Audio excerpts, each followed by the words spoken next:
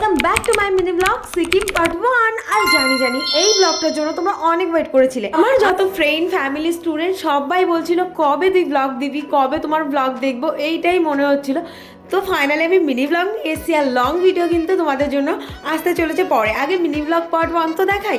তো first of all আমরা তো চলে এসেছি স্টেশনে, শিয়ালদা স্টেশনে। আর এখানে দেখো আমরা গ্রুপ পুরো এক জায়গায় হয়ে গেছি, আর আমার ব্যাগে ঢুকিয়ে ফেলেছি এদেরকে। অ্যান্ড দেন আমরা দুগ্গা করে তো বেরিয়ে পড়েছি দার্জিলিং মেলে।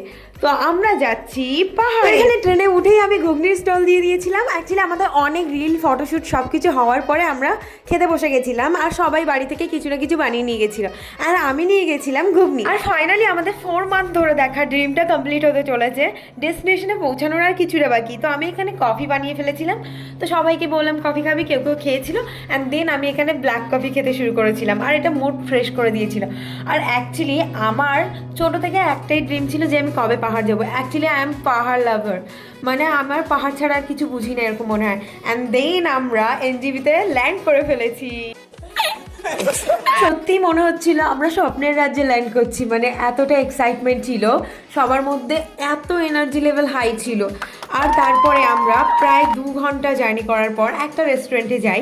দেন আমরা এখানে গিয়ে কোনো পাহাড়ির হাতের রান্না খাচ্ছি, এটা ভেবেই আমার খুব মজা লাগছিল।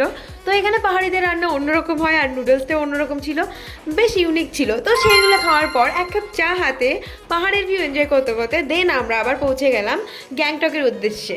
এবার গ্যাংটক যেতে গিয়ে ফার্স্ট সিকিমের যে নাজারাটা আসে, উফ, আমি তো পাগল হয়ে যাবো এবার। দেন এই ভিউ দেখতে দেখতে নিজের ম্যানিফেস্টেশন করা সার্থক হয়েছে বলে মনে হচ্ছিল আমার। আর তারপরে আমরা হোটেলে পৌঁছে যাই, আর হোটেল থেকে যে ভিউটা দেখা যাচ্ছিল জাস্ট ওয়াও। এটা ছিল আমাদের প্রথম দিনের হোটেলের ভিউ। তো এইখান থেকে দেখো হেলিকপ্টার যাচ্ছিলো, আর তারপরে আমাদের খাবার দিয়ে দেওয়া হয়েছিল। আর এই খাবারের সাথে একটা জিনিস মাস্ট ছিল, সেটা হলো স্কোয়াশের তরকারি। স্কোয়াশ নিয়ে একটা কাণ্ড ঘটে গেছিলো, তো এই কাণ্ডটা বলবো নেক্সট পার্টে। তো সবাইকে টাটা।